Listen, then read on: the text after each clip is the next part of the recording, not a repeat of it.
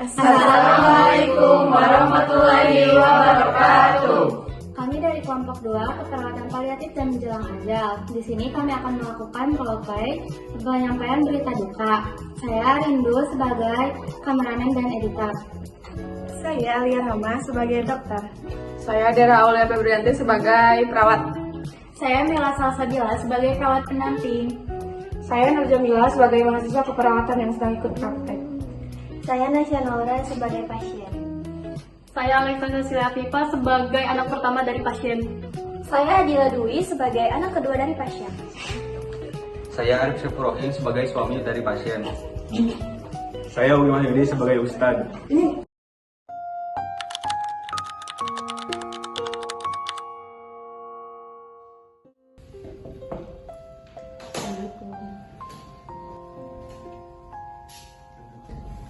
Selamat pagi Bu Sari.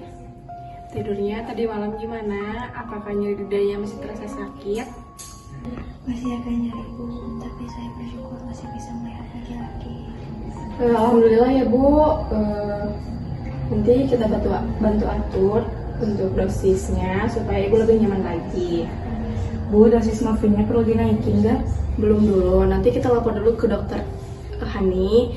Dalam perawatan paliatif kita tetap jaga kenyamanan, tetapi tetap jaga keamanannya. Baik Bu, saya bantu bukakan jendela ya Bu.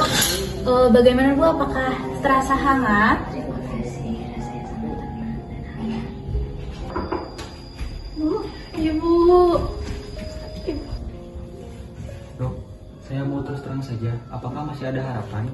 Saya dengar ada pengobatan baru di luar negeri. Bapak, untuk saat ini pengobatan yang sifatnya menyembuhkan sudah tidak membuahkan hasil lagi. Bukan berarti di sini kita berhenti untuk berjuang. Di sini kita fokuskan saja kepada Ibu Sari supaya Ibu Sari tenang dan nyaman gitu menikmati waktu bersama kalian. Jadi, ibu aku udah gak bisa disembuhin lagi, Dok. Alexa, perawatan paliatif itu bukan berarti menyerah. Ini tentang ibu punya kualitas hidup terbaik walaupun dengan kondisi sakit. Tapi kenapa Ibu harus berhenti berobat? Kenapa sebenarnya kayak pasrah aja? Saya paham kalian sayang sekali sama ibu kalian. Tapi di sini bukan berarti berjuang terus melawan. Di sini kita belajar untuk menerima dan ikhlas supaya ibu kalian tenang dan nyaman gitu menikmati waktunya bersama kalian. Aku cuma takut kehilangan Ibu. Nah, kamu tidak kehilangan Ibu. Ibu hanya pergi lebih dulu.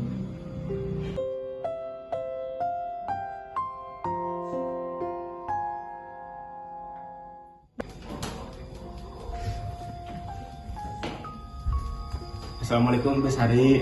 Saya dengar Ibu ingin berdoa bersama. Ya Ustaz, saya ingin hati saya tenang dan keluarga saya tidak sedih. Kita berdoa bersama ya. Doa ini bukan untuk perpisahan, tapi untuk kedamaian. Berdoa dalam hati dimulai. Hari, kalau selama ini aku belum bisa kuat buat kamu. Kamu sudah jadi suami yang baik, Pak. Cuma tolong jaga anak-anak ya. Ya. Bu, nanti kalau Ibu butuh istirahat, kami bantu pantau. Tapi untuk keluarga tetap menemani di sini ya. Dan bantu dengan doa. Terima kasih semuanya. Saya tenang. Ibu, kami sayang Ibu. Ibu, jangan tinggalin kita, Bu.